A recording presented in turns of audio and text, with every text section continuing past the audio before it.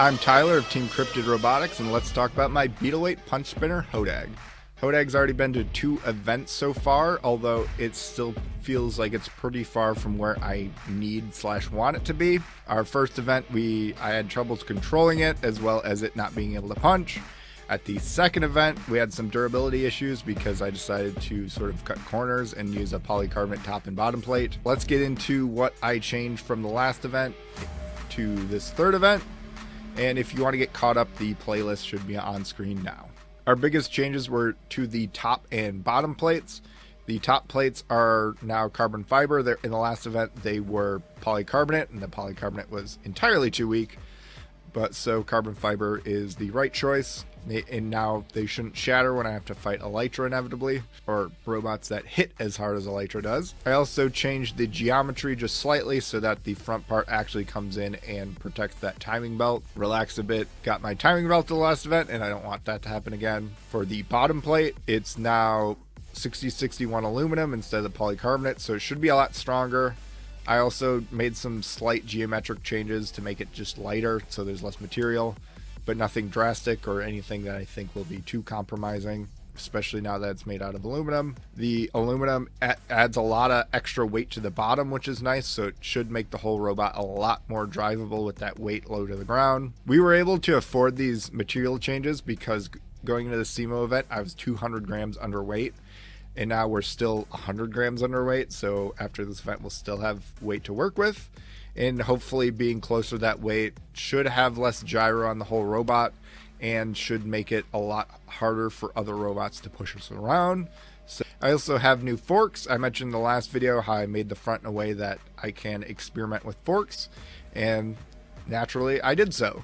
So now we have fatter forks. These basically slide into 2 slots on the front of the robot, and since they're wider, they should not bend to the side as much as we saw, especially in that blister fight. My forks were getting pushed to the side a lot. Hopefully these will stay in place more. I think these will also be good specifically against drum robots. We'll see if that's the case. I didn't fight any at the last event, but I know there's at least one at the next one, so we'll see how that works out. The event that we're preparing for is RSL up in Hastings. I'm also bringing a new robot called Ozark Howler. I'll have the video on that in 2 weeks, and I'll explain what that's all about. And if that video is already out, the link will be on screen. But without further ado, let's get into that event. So our first fight is against Silver Wind, which is a vertical spinner with swerve drive, meaning that where the drive motors are, there's essentially servos that it uses to turn. This allows it to move sideways in strafe and move in other ways that other robots cannot. I haven't fought a swerve drive robot before, so my plan going in is sort of treat it more or less like any other vertical spinner and not overthink it. 2, 1, go!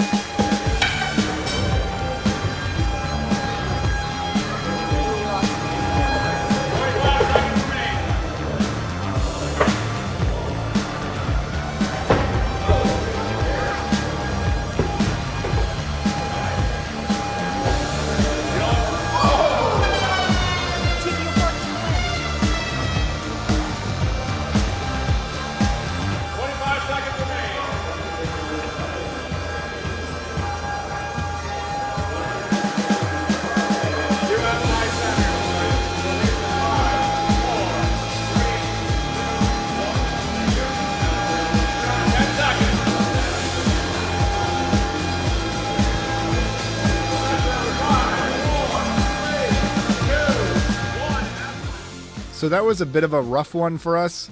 The long TPU forks really weren't serving me very well, especially at the beginning of the fight.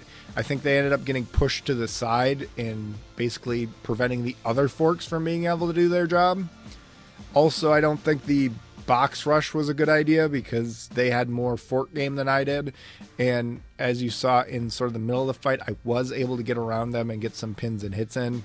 Also, there's a few times during that fight I backed myself into the wall and basically flipped myself over because of my rear wheels. When they hit the wall, they want to drive down the wall, thus causing the robot to flip over. So I need to not be dumb and not drive backwards into walls. And even though I seem to have it all figured out and things were going great, the drive, as you notice, wasn't doing so hot. And that was because there was a screw. I think it might have gotten hit, and also it might have been loose. I'm not sure about the loose part. I have my own theories about screwing plastite screws into polycarbonate. I don't think they like to be screwed in and screwed out too many times. And I think that might cause it to end up having a looser fit. So I ended up actually using PA glue after that. But that screw was dragging on the ground and preventing Hodag from being able to drive properly. And that's created a bad look for the judges at the end of the fight, I think, and prevented me from getting a little bit more control and aggression points. Also, I lost the punching mechanism partway through the fight because the belt came loose on it. I think that was more because of how I assembled it rather than anything Silver Wind did or the design itself. Ultimately, we ended up losing the judge's decision, which fair based on how that fight went, but I really feel like a lot of it was my own errors. I feel like the Hodag I brought to that event could have won that fight, but due to some driving errors and poor fork choice, we ended up losing it. And with that loss, since it's modified Swiss, we still have 3 more fights in the group round, and our next fight is against a 2-wheeled beater bar called Skippy. For those that watched my previous video, you know we fought them before, and that they're the entire reason that Hodag has those front fins. So we'll see how this goes.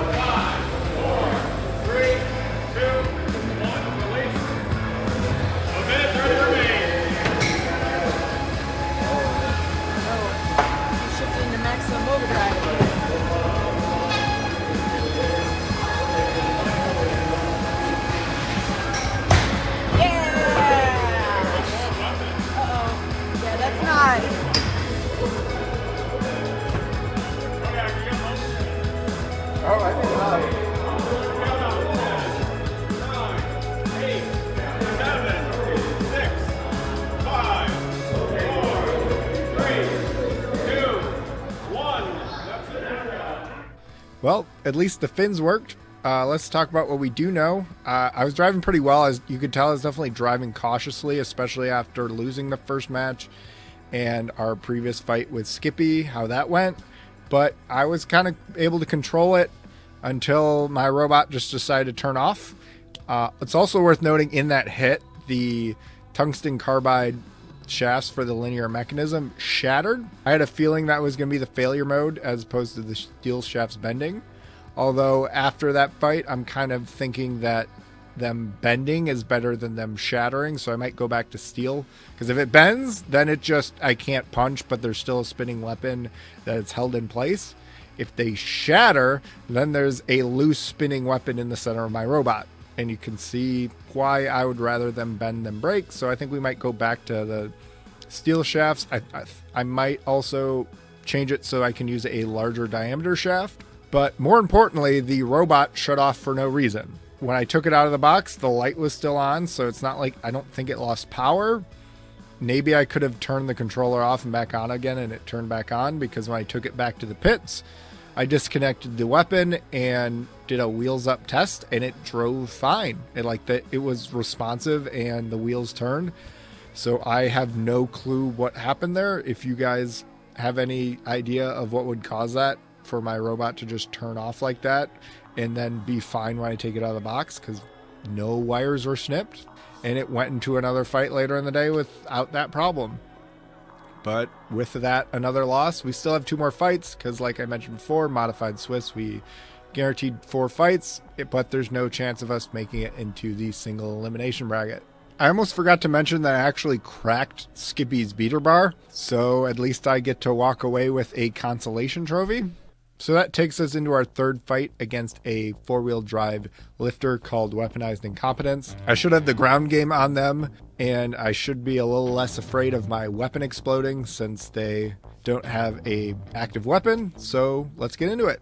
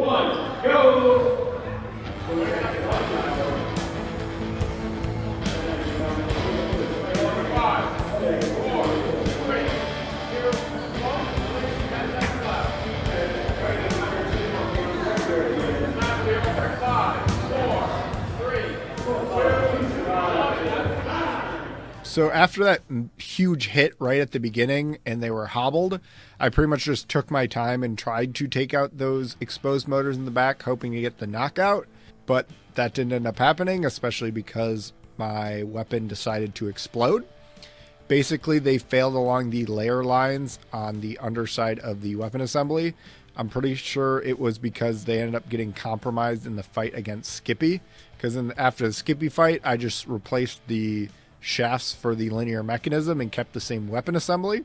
I probably should have switched it out, but I didn't do that, so it came loose in this fight pretty much seemingly for no reason. It wasn't even during a hit. Unsurprisingly, we did get the judge's decision because we controlled pretty much the whole fight and they couldn't move for 90% of it, which takes us into our last fight against a 2-wheel drive undercutter called Overhang-inator. So I get to try out my most recent horizontal configuration that isn't fully fleshed out, but we'll see how it works out.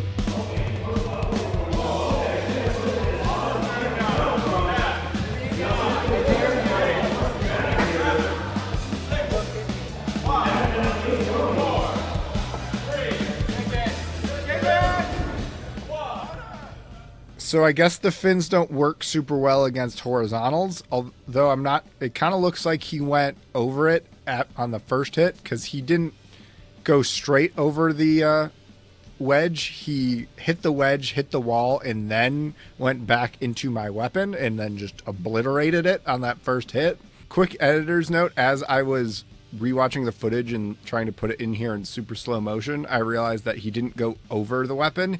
He actually just hit my robot so hard that the weapon came off. So there's that. And then in the second hit, he ended up cutting off one of the front fins entirely.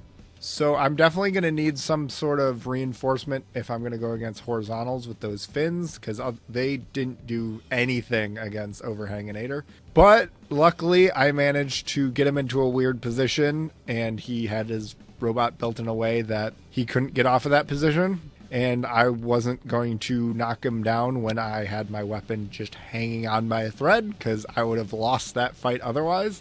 Or I probably would have lost it. I think Hodag's body with the carbon fiber top and the aluminum bottom is strong enough. I could have probably survived 2 minutes, but I don't know if I would have won if I would have made it to that judge's decision. Overall, it was a pretty mediocre day, going 2-2. After this event, I'm going to focus on trying to make it so Hodag's weapon assembly doesn't explode during every single fight. I have some ideas, and you're going to have to wait to see them until the next video. I have a bunch of other minor changes, but you'll hear about them once they're implemented, and mostly just get me up to 3 pounds. With all that said, here's the most recent video on Hodag in case you missed it.